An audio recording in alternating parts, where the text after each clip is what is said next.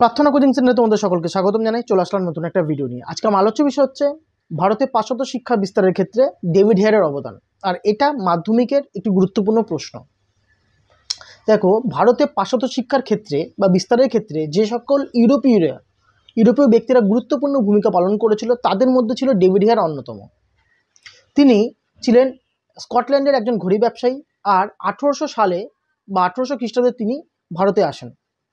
তারপর 1816 খ্রিস্টাব্দ থেকে শুরু করে আমৃত্যু কাল পর্যন্ত তিনি এদেশের পাশ্চাত্য শিক্ষায় মনোনিবেশ করেন। তার উল্লেখযোগ্য অবদানগুলির মধ্যে যেটা প্রথম পয়েন্ট হচ্ছে হিন্দু কলেজ প্রতিষ্ঠা। 1817 খ্রিস্টাব্দে হিন্দু কলেজ প্রতিষ্ঠিত হয়েছিল। আর এই কলেজ প্রতিষ্ঠা করার ক্ষেত্রে যে চিন্তাধারা সেটা তিনি করেছিলেন। আর এই কলেজ প্রতিষ্ঠার জন্য তিনি একটি সভার আহ্বান করেন।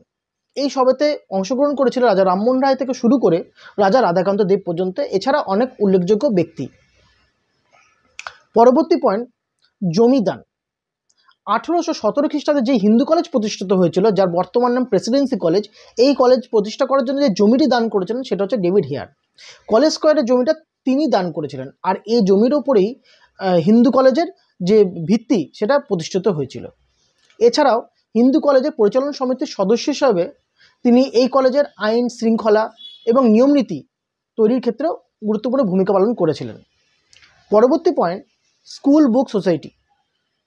দেখো, কলকাতা স্কুল বুক সোসাইটি নির্মাণের ক্ষেত্রেও তিনি গুরুত্বপূর্ণ ভূমিকা পালন করেছিলেন, কারণ তিনি দেখেছিলেন এদেশে কিছু বিদ্যালয় থাকলেও ছাত্রছাত্রীরা পড়ার মতো কোনো বই ছিল না, বা বলা চলে বই পাঠ্য বইয়ের অভাব ছিল। আর এই অভাব দূর করার জন্যই তিনি কলকাতা স্কুল বুক সোসাইটি প্রতিষ্ঠা করেছিলেন 1818 খ্রিস্টাব্দে। যদিও বলা চলে এই কলকাতা স্কুল বুক সোসাইটি প্রতিষ্ঠা হওয়ার পর বিদ্যালয়গুলিতে বইয়ের যে ঘাটতি ছিল সেটা অনেকটা পরিমাণে কমেছিল। নেক্সট পয়েন্ট, কলকাতা সোসাইটি প্রতিষ্ঠা। দেখো, কলকাতা সোসাইটি প্রতিষ্ঠা হয়েছিল, প্রতিষ্ঠার ক্ষেত্রে তিনি গুরুত্বপূর্ণ ভূমিকা পালন করেন। আর এই কলকাতা সোসাইটি প্রতিষ্ঠা হাত ধরে বা কলকাতা সোসাইটি প্রতিষ্ঠার মাধ্যমে কলকাতার অনেক অঞ্চলগুলিতে বেশ কিছু বিদ্যালয় গড়ে ওঠে। এর পাশাপাশি যে সমস্ত দেশীয় যে পাঠশালাগুলো ছিল তাকেও এই কলকাতা সোসাইটির আওতায় আনা হয়। বলা বাহুল্য, কলকাতা সোসাইটি ছিল হিন্দু কলেজের পৃষ্ঠপোষক।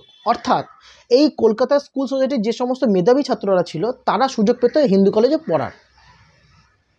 নেক্সট পয়েন্ট, হেয়ার স্কুল প্রতিষ্ঠা। হেয়ার স্কুল প্রতিষ্ঠা ছিল ডেভিড হেয়ারের অন্যতম বা উল্লেখযোগ্য কীর্তি। তিনি 1818 সালে 1818 খ্রিস্টাব্দে এই হেয়ার স্কুল প্রতিষ্ঠা করেন। আরপুলি একটা জায়গার নাম, আরপুলির বাংলা স্কুল এবং পটলডাঙ্গার ইংরাজি স্কুলকে একত্রিত করেই বা একে কেন্দ্র করেই হেয়ার স্কুল প্রতিষ্ঠা হয়েছিল। আশা করি তোমরা এটা বুঝতে পেরেছো হেয়ার স্কুলটার ব্যাপারে। Next point, Kolkata medical college প্রতিষ্ঠা।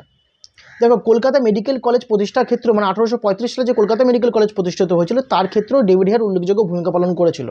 কারণ এই কলেজ প্রতিষ্ঠা হওয়ার পর তিনি যে কী গুরুত্বপূর্ণ ভূমিকা পালন করেছিল, দেখো, এই কলেজে বা এই কলকাতা মেডিকেল কলেজের ছাত্র যোগান দেওয়ার উদ্যোগ তিনি গ্রহণ করেছিল, 1 নম্বর পয়েন্ট। 2 নম্বর পয়েন্ট, শব ব্যবচ্ছেদকে তিনি সমর্থন জানিয়েছিল। 3 নম্বর পয়েন্ট, এই পাশ্চাত্য শিক্ষায় চিকিৎসা পদ্ধতি বা পাশ্চাত্য চিকিৎসা পদ্ধতি এবং শব ব্যবচ্ছেদকে যে সমর্থন জানানোর পাশাপাশি তিনি গোড়াপন্থী যে সমস্ত হিন্দুরা যারা এগুলোকে অসমর্থন করছিল বা সমর্থন করছিল তাদেরকে বোঝানোর ক্ষেত্রেও ইনি গুরুত্বপূর্ণ ভূমিকা পালন করেছে। তাহলে বলা যায় 1816 খ্রিস্টাব্দ থেকে শুরু করে ডেভিড হেয়ার আমৃত্যুকাল পর্যন্ত তিনি গুরুত্বপূর্ণ উদ্যোগ নিয়েছিলেন এদেশে পাশ্চাত্য শিক্ষা বিস্তারের ক্ষেত্রে। এছাড়া আরেকটি পয়েন্ট হচ্ছে ধর্মনিরপেক্ষতা। ডেভিড হেয়ার সবসময় চাইতেন যে এদেশের ছাত্ররা যারা হবে তারা হবে যুক্তিবাদী, আদর্শনিষ্ঠা এবং ধর্মনিরপেক্ষ। কারণ সেই সময় তিনি এটাও দেখেছিলেন কিছু সংখ্যক মানুষ বা কিছু সংখ্যক শিক্ষা সংস্কারক যারা শিক্ষা সংস্কারের নাম করে ধর্মকে গুরুত্ব দিচ্ছিল। এর পাশাপাশি আরেক দল যারা পাশ্চাত্য শিক্ষার সমর্থন করে ইংরেজের অন্ধ ইংরেজি শিক্ষাকে সমর্থন জানাচ্ছিল। তিনি এই দুটো হতে চাননি বা দুটোকেই গুরুত্ব দেননি। তিনি চেয়েছিলেন দেশের ছাত্ররা হবে আদর্শ, ধর্মনিরপেক্ষ এবং যুক্তিবাদী। আশা করি তোমরা ডেভিড হেয়ারের বিষয়টা, ডেভিড হেয়ারের পাশ্চাত্য শিক্ষা বিস্তারের ক্ষেত্রে ডেভিড হেয়ারের ভূমিকাটা তোমরা বুঝতে পেরেছো। আমি সহজভাবে তোমাদের সামনে তুলে ধরলাম। যদি ভিডিওটা ভালো লেগে থাকে অবশ্যই লাইক করো, শেয়ার করো, আর বুঝতে পারলে আমাকে জানিও কমেন্টের মাধ্যমে, তাহলে আমারও ভালো লাগে। দেখা হচ্ছে নতুন একটা ভিডিও নিয়ে। ভালো থেকো, ধন্যবাদ।